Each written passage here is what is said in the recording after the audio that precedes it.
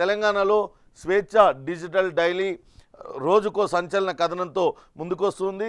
ఈరోజు కనుక మనం చూసినట్లయితే తెలంగాణలో జరుగుతున్న ట్యాపింగ్ వ్యవహారంలో ఒక కొత్త ట్విస్ట్ ఉందంటూ వార్తా కథనాన్ని ఇచ్చింది. ట్యాపింగ్ వ్యవహారంలో చాలా కీలకంగా ప్రభాకర్ రావు వ్యవహరించారు. ఇప్పటిదాకా అధికారులని అందరినీ కూడా పిలిపించి విచారిస్తే ప్రతి ఒక్కరు కూడా ప్రభాకర్ రావు పేరే చెప్తున్నారు. కానీ ప్రభాకర్ రావు ఆయన విదేశాల్లో ఉన్నారు. ఆయన ఒక దశలో ఇటు తెలంగాణకు రావాలని ఆయన దుబాయ్ దాకా వచ్చారు. దుబాయ్ నుంచి ఇక్కడ నేతలతో ఇక్కడ అధికారులతో సంప్రదింపులు జరిపారు. దానికి ఇక్కడ నుంచి సరైన స్పందన రాకపోవడంతో ఆయన బెయిల్ కోసం ప్రయత్నాలు కొనసాగించాలని కూడా భావించారు. కానీ తిరిగి అక్కడి నుంచి దుబాయ్ నుంచి ఎటు వెళ్ళిపోయారనేది తెలవడం లేదనే వార్తను ముఖ్యమైన వార్తగా ఇచ్చారు. నగరానికి రాకుండా అడ్డుకుంటున్న సుప్రీం వర్గం, ప్రభాకర్ వస్తేనే బెయిల్ వస్తుందనే ఆశలో నిందితులు, రెండు వర్గాలుగా విడిపోయిన పెత్తనం చేసిన రావులు, దుబాయ్కి వచ్చి ఎక్కడికి వెళ్ళారనే దానిపైన క్లారిటీ లేదు, క్యాన్సర్ సాకు చూపి ముందస్తు బెయిల్కి ప్రిపరేషన్, విచారణ చేస్తే అందరికీ ముప్పేననుకుంటున్న సుప్రీం వర్గం, రాకుంటే కేసు మరింత జటిలమవుతుందంటున్న ఆఫీసర్లు, ప్రభాకర్ రావు ప్రాణానికే ముప్పు ఉందని అనుమానాలు, పైరవీల్లో బిజీగా మాజీ మంత్రులు, పేపర్ ఛానల్ ఓనర్స్, ఫోన్ ట్యాపింగ్లో కొత్త చర్చ జరుగుతుందనే వార్తనిచ్చారు. ఇప్పటికే ప్రభాకర్ రావు అటు ఏఐసిసి పెద్దలకు సన్నిహితంగా ఉండే సొంత సామాజిక వర్గానికి చెందిన ఆంధ్ర నేతతో సంప్రదింపులు జరిపారు. ఎలాగైనా సయోధ్య కుదర్చాలి, తాను వచ్చి లొంగిపోతానంటూ ఆయనతో చర్చలు జరిపినట్లుగా కూడా గతంలో వార్తలు వచ్చాయి. ఇప్పుడు చూస్తే ఈ మొత్తం ట్యాపింగ్ వ్యవహారంలో ప్రభాకర్ రావు పేరే అందరూ చెప్తున్నారు. ప్రభాకర్ రావుని కనుక విచారిస్తే ఎవరు దీని వెనకాల ఉంది, ఆదేశాలు ఇచ్చిన ఆ పార్టీ సుప్రీమోలు ఎవరు తెలిసిపోతుంది. అందరం ఇరుకుతామనే భావనలో వాళ్ళందరూ ఉన్నారు. అందుకనే రాకుండా అడ్డుకుంటున్నారు ప్రభాకర్ రావుని. కానీ ఇప్పటికే అరెస్ట్ అయిన అధికారులు వాళ్ళందరూ కూడా జైల్లో మగ్గుతూ ఉన్నారు. వాళ్ళెవరికి కూడా బెయిల్ రాలేదు. ఈయన ఇక్కడికి వచ్చి విచారణ ఎదుర్కొంటే తప్పితే వాళ్ళకి బెయిల్ వచ్చే అవకాశం లేదు. దాంతో అధికారుల కుటుంబ సభ్యులందరూ కూడా ఈయనను రావాలంటూ ఒత్తిడి తెస్తున్నారు. ఇక్కడ ట్యాపింగ్ వ్యవహారంలో ఆరోపణలు ఎదుర్కొంటున్న వారు, వీళ్ళతో చేయించిన వాళ్ళు అందరూ కూడా రెండు వర్గాలుగా విడిపోయారనే వార్తను ముఖ్యమైన వార్తగా ఇచ్చారు. ప్రభాకర్ రావు ఇప్పటికే ఆయన దీర్ఘకాలిక వ్యాధితో బాధపడుతూ ఉన్నారు. ఇప్పటి నుంచో ట్రీట్మెంట్ తీసుకుంటూ ఉన్నారు. ఆ ట్రీట్మెంట్ కోసమే ఆయన విదేశాలకు వెళ్ళినట్టుగా తెలుస్తుంది. ఇప్పుడు ఆ వ్యాధిని చూపించే బెయిల్ పొందాలని ఆయన ప్రయత్నాలు కొనసాగిస్తున్నారనే వార్తను ముఖ్యమైన వార్తగా స్వేచ్ఛ డిజిటల్ డైలీ ప్రచురించింది. ఇక ట్యాపింగ్ లీలలు అంటూ మరో వార్తను కూడా ఇచ్చారు. ఇప్పుడు తెలుగు రాష్ట్రాలలో ఫోన్ ట్యాపింగ్ అనేది చాలా సంచలనంగా మారింది.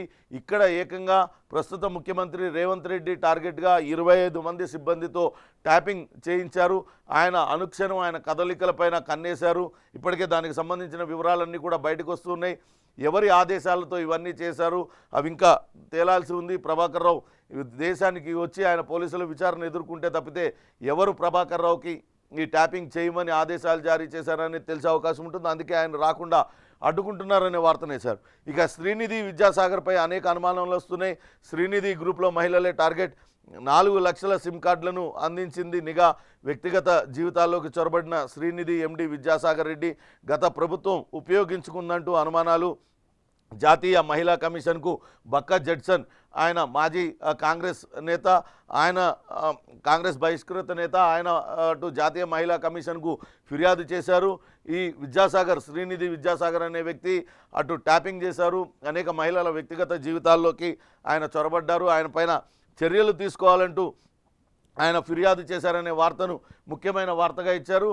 మరో ముఖ్యమైన వార్త అటు ఓవర్ కాన్ఫిడెన్స్ అనే వార్తను ముఖ్యమైన వార్తగా ఇచ్చింది. అటు తమిళనాడులో ఇప్పటికే కర్ణాటకలో కొంత గడ్డు పరిస్థితిని బీజేపీ ఎదుర్కొంటుంది. కర్ణాటకలో జరిగే నష్టాన్ని అటు బీజేపీ తమిళనాడులో భర్తీ చేసుకోవాలనుకుంటుంది. అందుకే తమిళనాడు పైన ఎక్కువ ఆశలు పెట్టుకుందనే వార్తను మనం చూసాం. నిన్న స్వేచ్ఛ డిజిటల్ డైలీ వార్తను ఇచ్చింది. అయితే ఇప్పుడు అక్కడ అన్నామలై తమిళనాడు రాష్ట్ర శాఖ బీజేపీ అధ్యక్షుడిగా అన్నామలై ఉన్నారు. మాజీ ఐపీఎస్ ఆఫీసర్. ఆయన్ని నమ్ముకొని ఓవర్ కాన్ఫిడెన్స్తో ముందుకు వెళ్తుందా అనే వార్తనిచ్చారు.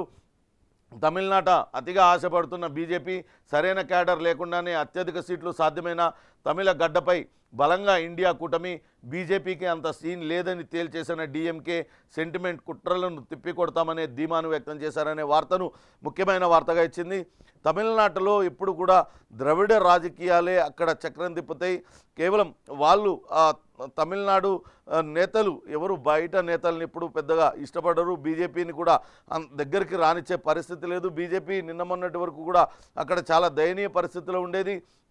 అక్కడక్కడ కొంతమంది నేతలు అటు ఖుష్బూ లాంటి నేతలు గతంలో బీజేపీలో ఉన్న సమయంలో అటు బీజేపీలో కొంతవరకు ప్రయత్నాలు చేశారు పార్టీని బలోపేతం చేయడానికి. నిన్న మొన్నటి వరకు తెలంగాణ పుదుచ్చేరి గవర్నర్గా ఉన్న తమిళసై సైతం అక్కడ బీజేపీ నుంచి కంటెస్ట్ చేస్తున్నారు. వాళ్ళందరూ కూడా పార్టీ బలోపేతానికి కృషి చేశారు. కానీ ఎప్పుడు కూడా ఆ పార్టీ అనుకున్న స్థాయిలో అక్కడ పెర్ఫార్మెన్స్ చేయలేకపోయింది. స్థానిక నేతలు అక్కడ స్థానికంగా సినిమా యాక్టర్ కమల్ హాసన్ లాంటి నాయకులు, కమల్ హాసన్ లాంటి నటులు పెట్టిన పార్టీలకు కూడా అంతో కొంత ఆదరణ లభించేది. ఎందుకంటే తమిళనాడులో మొత్తం ఆ రాజకీయాలన్నీ కూడా ఆ ద్రవిడియన్ దాని చుట్టూతానే తిరుగుతూ ఉంటాయి. ఇప్పుడు హిందీ మాట్లాడే వాళ్ళని కావచ్చు, అటు ఉత్తరాది వాళ్ళని ఎప్పుడు కూడా తమిళనాడు నేతలు అంతగా హక్కున చేర్చుకోలేదు. కానీ ఇప్పుడు చూస్తే మోడీ ఎక్కువ ఆశలు పెట్టుకున్నారు అన్నామలైని నమ్ముకొని. ఈసారి కూడా వాళ్ళకి ప్రతికూల ఫలితాలే వస్తాయనే వార్తను ముఖ్యమైన వార్తగా ఇచ్చారు. ఇక కవిత అటు నిన్న అటు రౌస్ అవెన్యూ కోర్టులో సిబిఐ అధికారులు కవితను కస్టడీ కోరుతూ పిటిషన్ దాఖలు చేశారు. అందులో చాలా స్పష్టంగా కవిత పాత్ర ఏంటి అనే దానిపైన వివరించారు. ఆమె 100 కోట్ల రూపాయలు ఆప్కు ముందే చెల్లించి ఆ డబ్బుల కోసం ఇక్కడ వ్యాపారస్తుల్ని భయభ్రాంతులకు గురి చేశారు. ఇప్పటికే అరెస్ట్ అయి బెయిల్ పైన విడుదలైన శరత్ చంద్రారెడ్డిని ఆమె ఇబ్బందులకు గురి చేశారు. అక్కడ తెలంగాణలో హైదరాబాద్లో వ్యాపారాలు సజావుగా సాగాలంటే ఇక్కడ తనకు డబ్బులు చెల్లించాల్సిందేనంటూ వాళ్ళపైన ఒత్తిడి తీసుకొచ్చారంటూ సిబిఐ అధికారులు చాలా స్పష్టంగా కోర్టు దృష్టికి తీసుకొచ్చారు. ఆమెను గతంలో మేము ఒకసారి విచారించాం, కానీ ఇంకా పూర్తి స్థాయిలో విచారించాలంటే ఆమెను మా కస్టడీకి ఇవ్వాల్సిందేనంటూ వాళ్ళు న్యాయస్థానంలో వాదనలు వినిపించారు. అయితే సిబిఐ అరెస్టు అక్రమం అంటూ అటు కవిత తరపున న్యాయవాది విక్రమ్ చౌదరి అటు కోర్టులో వాదనలు వినిపించే ప్రయత్నం చేశారు. కానీ చాలా స్పష్టమైన ఆధారాలను సిబిఐ కోర్టుకు సమర్పించింది. అటు లిక్కర్ స్కామ్లో కర్త కర్మ క్రియ అన్నీ కూడా కవితనే, ఆమె చాలా కీలకమైన వ్యక్తి అంటూ ఆధారాలను అన్నింటినీ కూడా కోర్టుకు సమర్పించింది.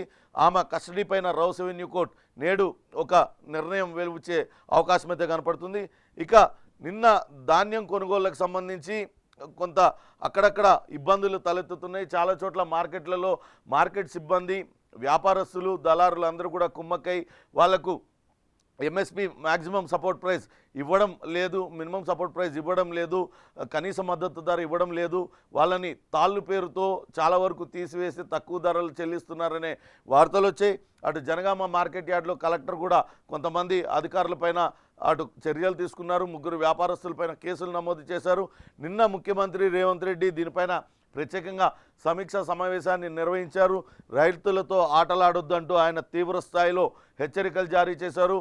మిల్లర్లకు అటు ట్రేడర్లకు సీరియస్ వార్నింగ్ ఇచ్చారు. రైతులకు కనీస మద్దతు ధర చెల్లించకుంటే మాత్రం ఒక్కొక్కరు ఊచలు లెక్క పెట్టాల్సిందేనంటూ ఆయన హెచ్చరికలు జారీ చేశారు.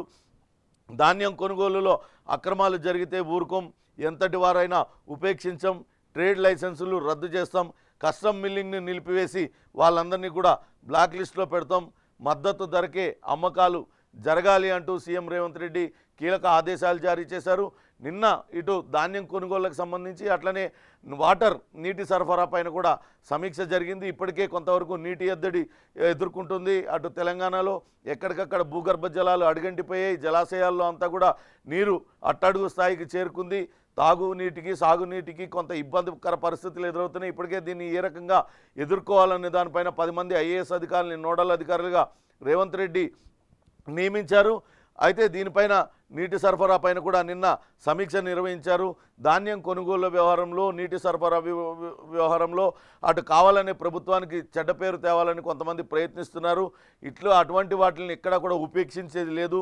నీటి సరఫరా ఎవరికి తాగునీటికి సాగునీటికి ఇబ్బంది లేకుండా చూడాలంటూ ఆదేశాలు జారీ చేశారు. అదే సమయంలో రైతుల్ని కనుక మీరు ఇబ్బంది పెట్టినట్లయితే తీవ్ర చర్యలు ఉంటాయంటూ వాళ్ళందరినీ కూడా హెచ్చరించారు.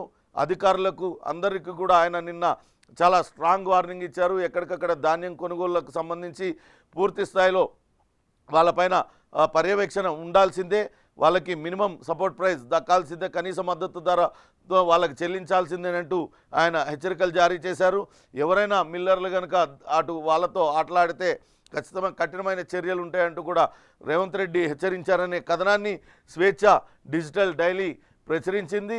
ఇక ఈనాడు పత్రిక కనుక చూసినట్లయితే అటు రైతులకు కష్టం కలిగిస్తే నష్టం కలిగిస్తే ఉపేక్షించాం, ధాన్యాన్ని మద్దతు ధరకు కొనాల్సిందే, తక్కువకు కొంటే మిల్లుల్ని బ్లాక్ లిస్టులో పెట్టండి, వ్యాపారుల ట్రేడ్ లైసెన్సులు రద్దు చేయండి, ఎక్కడ తాగునీటి ఇబ్బందులు రానియొద్దు అంటూ నిన్న జరిగిన సమీక్షా సమావేశంలో ముఖ్యమంత్రి రేవంత్ రెడ్డి అధికారులకు ఆదేశించారు. గత ఏడాది కంటే ముందే ఈ ధాన్యం కొనుగోలన్నీ కూడా జరుగుతున్నాయి.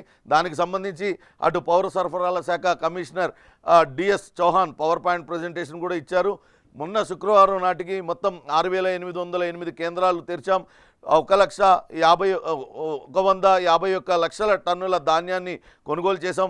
గత ఏడాది ఇదే నాటికి ఏర్పాటు చేసిన కేంద్రాలు కేవలం 191. కొనుగోలు చేసిన ధాన్యం కూడా ఏమీ లేదు.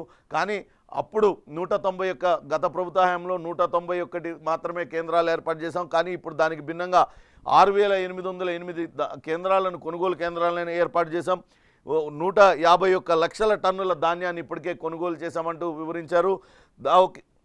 అయితే ధాన్యం కొనుగోలులో ఎక్కడ కూడా అవకతవకలు జరగకుండా చూడాలంటూ చెప్పారు. మరోపక్క రైతులకు కూడా సూచించారు.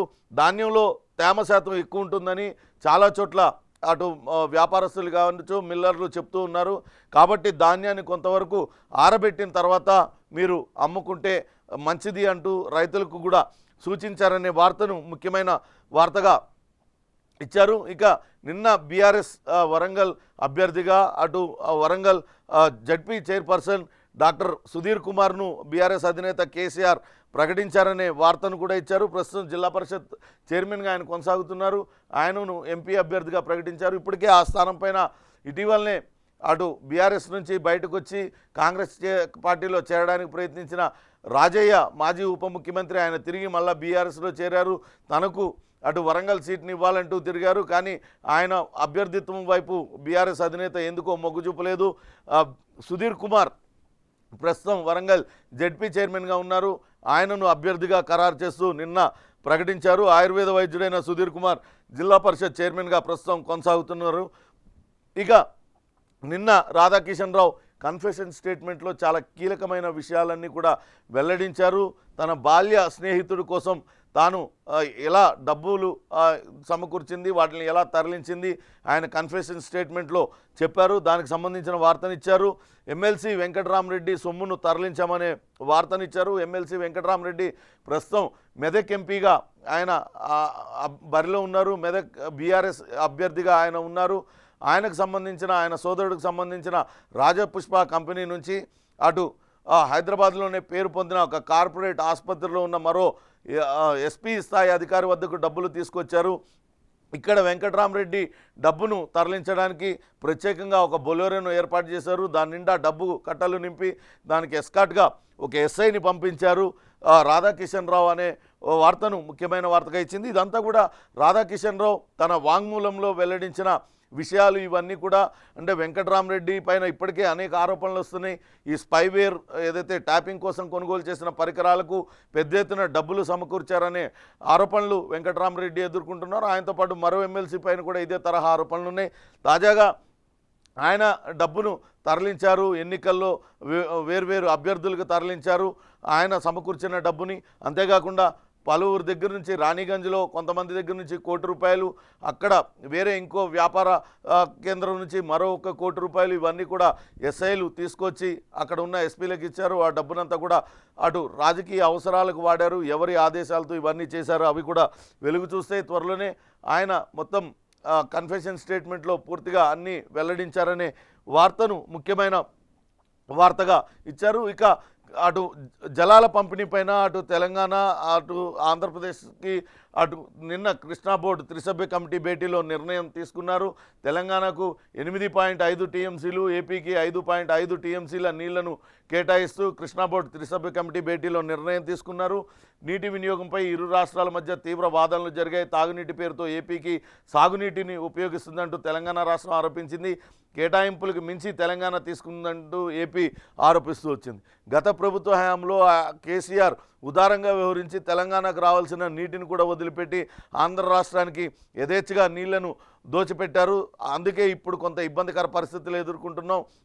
ఇప్పుడు చూస్తేనేమో తెలంగాణ చాలా స్పష్టంగా చెప్తుంది, తాగునీటి పేరుతో ఏపీకి నీళ్లు వదులుతుంటే వాళ్ళు సాగునీరుకు ఉపయోగిస్తున్నారంటూ తెలంగాణ వాదనలు వినిపించింది. అయితే కేటాయింపులకు మించి తెలంగాణ తీసుకుంటుందంటూ ఆంధ్రప్రదేశ్ అటు ఆరోపణలు చేసింది. అయితే ఇరుపక్షాల వాదనలు విన్న కృష్ణా బోర్డు త్రిసభ్య కమిటీ అయితే ఒక నిర్ణయం తీసుకుంది.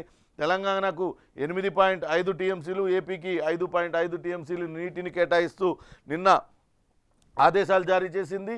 ఇక ఆంధ్రజ్యోతి విషయానికి వస్తే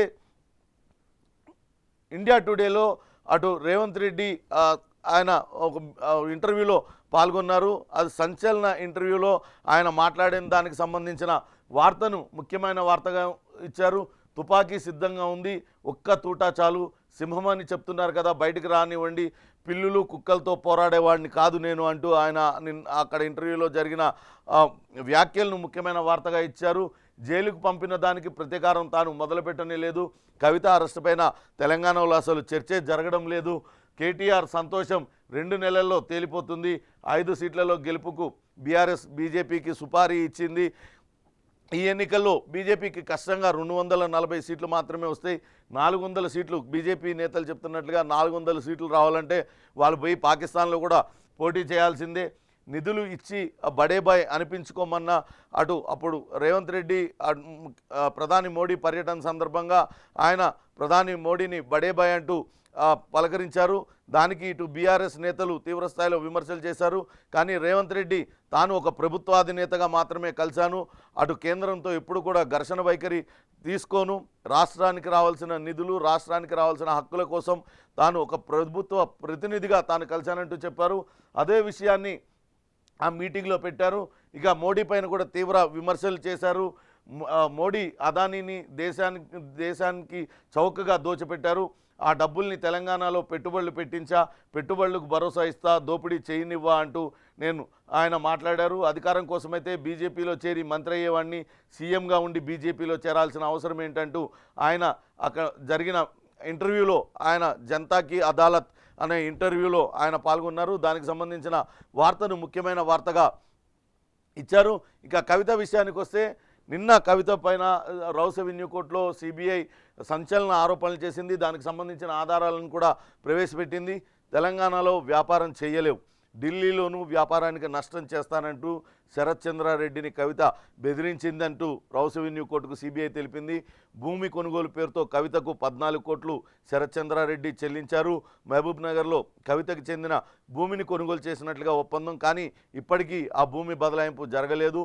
జాగృతి సంస్థకు 80 లక్షలు చెల్లించారు. ఢిల్లీ మద్యం స్కామ్లో కవితది కీలక పాత్ర, ఆమె నుంచి నిజాలు రాబట్టేందుకే విచారణ అంటూ కస్టడీ రిపోర్ట్లో అటు సిబిఐ వెల్లడించింది. 3 రోజులు విచారించేందుకు కోర్టు అనుమతించింది. 15న తిరిగి హాజరుపరచాలంటూ ఆదేశాలు జారీ చేసింది. సిబిఐ కస్టడీలోనూ ఆమెకు ప్రత్యేక వసతులు. అటు సోదరుడు కేటీఆర్ శనివారం ఈరోజు ఆమెను కలవడానికి ఢిల్లీ వెళ్ళారు. ఆయన కలిసేందుకు అనుమతి ఇచ్చారు. కేసే లేదు, అసలు విచారణ ఏం చేస్తారంటూ కవిత ప్రశ్నించింది. ఆమె అసలు అరెస్టే అక్రమం అంటూ కవిత తరపు న్యాయవాది విక్రమ్ చౌదరి వాదనలు వినిపించే ప్రయత్నం చేశారు. మొత్తం మీద అటు కవిత పాత్రకు సంబంధించి స్పష్టమైన ఆధారాలను కోర్టుకు సమర్పించింది. అటు సిబిఐ సమర్పించిన ఆధారాలతో ఏకీభవించిన కోర్టు 3 రోజుల పాటు కవితను సిబిఐకి కస్టడీకి ఇచ్చిందనే వార్తనిచ్చారు. తెలంగాణలో కూడా నువ్వు వ్యాపారం చేసుకోలేవు, నాకు ఖచ్చితంగా డబ్బులు చెల్లించాల్సిందేనంటూ కవిత శరత్ చంద్రారెడ్డి పైన ఒత్తిడి తీసుకొచ్చింది.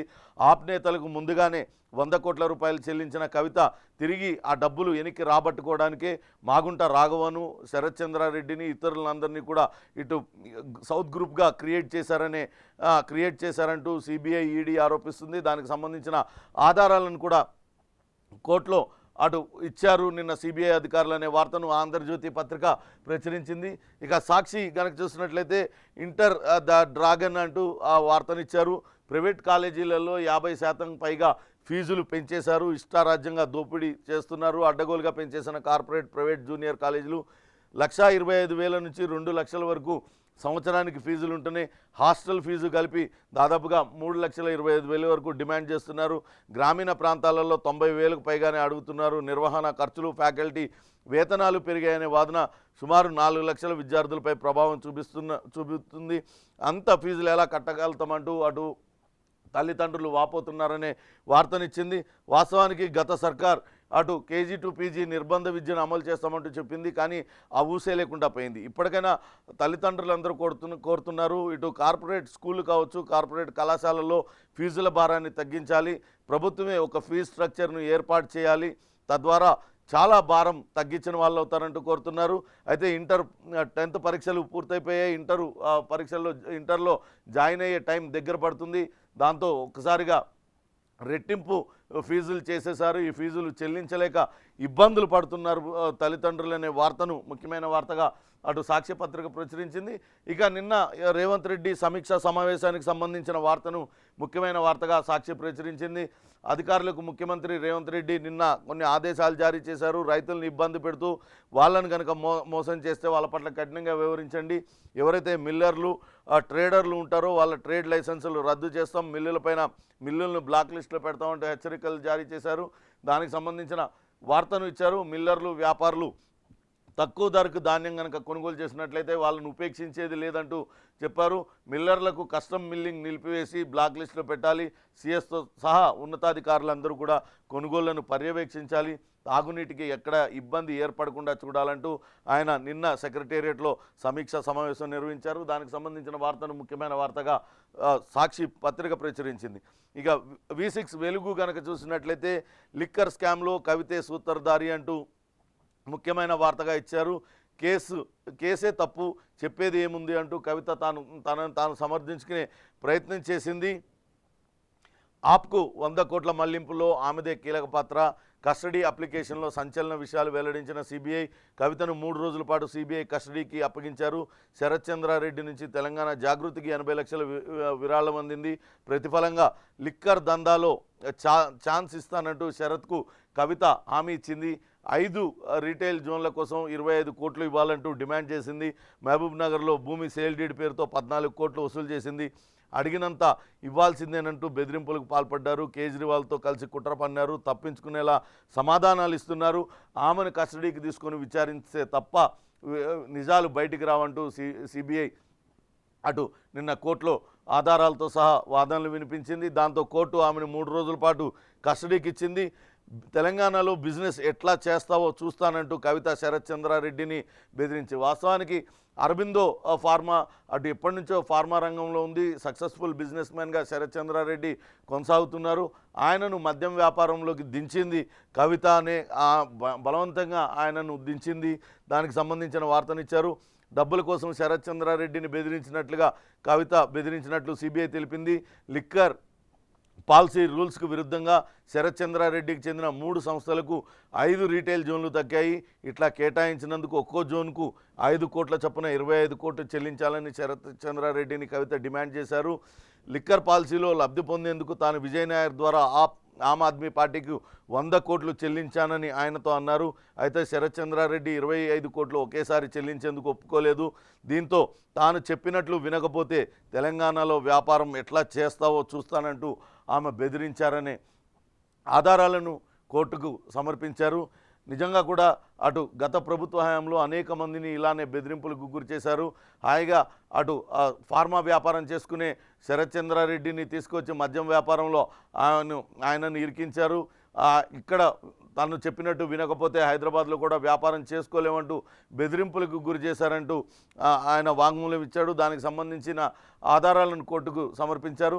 ఇక మాగుంట శ్రీనివాసులరెడ్డి ఆయన కూడా ఇదే తరహాలో చెప్పారు. లిక్కర్ వ్యాపారం కోసం తాను కేజ్రీవాల్ని కలిస్తే ఈ వ్యవహారంలో కవిత ఇప్పటికే ఎంటర్ అయ్యారు, ఆమెను కలవాల్సిందిగా కేజ్రీవాలే సూచించారు. దాంతో తాను కవితను కలిశాను, తన కుమారుడు మాగుంట రాఘవ 45 కోట్లు చెల్లించాడని వాళ్ళు కూడా వాంగ్మూలాలు ఇచ్చారు. ఇవన్నీ చూస్తుంటే కవిత పాత్ర చాలా స్పష్టంగా కనపడుతూ ఉంది. దానికి సంబంధించి వాదనలు సిబిఐ వినిపించింది. ఆమెను 3 రోజుల పాటు కస్టడీకి ఇచ్చారనే వార్తను ముఖ్యమైన వార్తగా V6 వెలుగు పత్రిక ప్రచురించింది. ఇక 2015 నుంచే రేవంత్ పైన నిఘా పెట్టారు.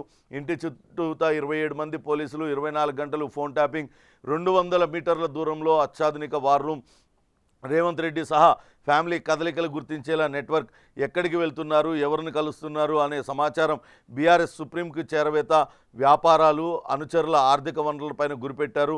డబ్బులు ట్రాన్స్పోర్ట్ చేసిన మాజీ IAS, సీల్డ్ కవర్లో కోర్టుకు చేరిన ఫోన్ ట్యాపింగ్ ఆధారాలు, టెలిగ్రాఫ్ యాక్ట్కు రంగం సిద్ధం అంటూ వార్తనిచ్చారు. ఇప్పటికే టెలిగ్రాఫ్ యాక్ట్ను ఈ కేసులో పెట్టారు. ఇందులో నేతలు ఎవరెవరి నేతల ప్రమేయం ఉంది, ఎవరి ఆదేశాలతో వీళ్ళందరిపైన నిఘా పెట్టారు, మొత్తం 4 నేతల పేర్లను సీల్డ్ కవర్లో అటు పోలీసులు కోర్టుకు సమర్పించారు. త్వరలోనే వాళ్ళకి నోటీసులు ఇవ్వడానికి కూడా రంగం సిద్ధం చేస్తున్నారనే వార్తలు వినపడుతున్నాయి. దానికి సంబంధించిన వార్తను ముఖ్యమైన వార్తగా ఇచ్చారు. ప్రస్తుత బీఆర్ఎస్ అభ్యర్థి లోక్సభ మెదక్ పార్లమెంట్ అభ్యర్థి వెంకట్రామరెడ్డి ఆయన పెద్ద ఎత్తున డబ్బులు చేరవేశారు. మరోపక్క ఇటు రేవంత్ రెడ్డి చుట్టూతా పోలీసుల్ని మోహరింపజేసి రేవంత్ రెడ్డి ఎవరిని కలుస్తున్నారు, ఎవరు రేవంత్ రెడ్డిని కలుస్తున్నారు, ఏం మాట్లాడుకుంటున్నారు, రేవంత్ రెడ్డికి సహాయంగా ఎవరెవరు ఉన్నారు, ఇవన్నీ కూడా వివరాలన్నింటినీ ఎప్పటికప్పుడు బీఆర్ఎస్ అధినేతకి అందజేశారనే వార్తను ముఖ్యమైన వార్తగా V6 వెలుగు ప్రచురించింది. ఇక మరో ముఖ్యమైన వార్త అటు స్వేచ్ఛ డిజిటల్ డైలీ ఏదైతే వార్తను ప్రచురించిందో అదే తరహా వార్తను దిశా పత్రిక కూడా ప్రచురించింది. ప్రభాకర్ రావు పైన ఒత్తిడి చేస్తున్నారు. ట్యాపింగ్తో సంబంధం ఉన్న లీడర్ల నుంచి ఆయన పైన తీవ్రమైన ఒత్తిడి ఉంది. ఆయన ఇక్కడ విదేశాల నుంచి కనుక ఇక్కడికి వస్తే వాళ్ళందరూ కూడా ఇరుక్కుంటారనే భయం వాళ్ళలో ఉంది. ఇప్పటికే వారితో టచ్లో ఉన్నట్టు అనుమానాలు, ఇక్కడికి రావద్దని ఆయనకు సూచించినట్లు సందేహాలు, విచారణకు హాజరైతే ఇరుక్కుపోతామనే ఆందోళన. స్టేట్మెంట్లలో అందరి నోట ప్రభాకర్ రావు పేరే వస్తుంది. మరోవైపు ఆయన రప్పించేందుకు కూడా పోలీసులు ప్రయత్నాలు చేస్తున్నారు. లుకౌట్ నోటీస్ ఇచ్చిన ఫలితం శూన్యం, అనారోగ్యం పేరుతో విదేశాల్లోనే ఆయన మకాం వేశారనే వార్తను దిశా పత్రిక ప్రచురించింది. ఇక నిన్న అటు ముఖ్యమంత్రి రేవంత్ రెడ్డి సమీక్షా సమావేశం నిర్వహించారు. అయితే దానికి భిన్నంగా విద్యుత్తుకు సంబంధించి ఆయన కొంత అధికారులను ఆరా తీశారనే వార్తను కూడా ఇచ్చారు. సరిపడా విద్యుత్ ఉన్నా కోతలు ఎందుకు అంటూ అధికారులను ఆరా తీశారు. ఉద్దేశపూర్వకంగా కట్ చేస్తే చర్యలు తీసుకుంటామంటూ అటు వార్నింగ్ ఇచ్చారు. రాష్ట్రంలో విద్యుత్ కోతలపైన అటు రేవంత్ రెడ్డి సీరియస్ అయ్యారు.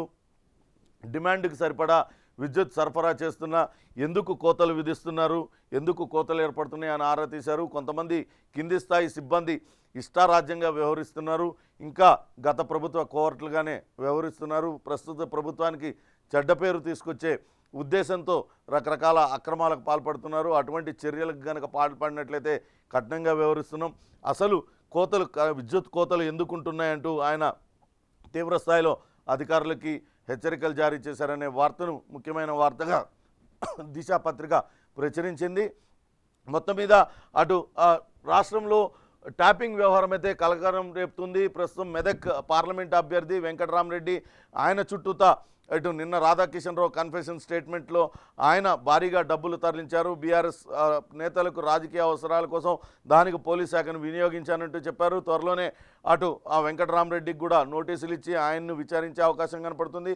మరోపక్క ఈ ఫోన్ ట్యాపింగ్ వ్యవహారంలో కీలకమైన 4 నేతల పేర్లు అటు సీల్డ్ కవర్లో పెట్టి కోర్టుకు సమర్పించారు. వాళ్ళందరినీ కూడా త్వరలోనే నోటీసులు ఇచ్చి విచారించే అవకాశం కనపడుతుంది. ఇంకా ఎవరెవరి పేర్లు వెలుగు చూస్తాయనేది కూడా వేచి చూడాలి.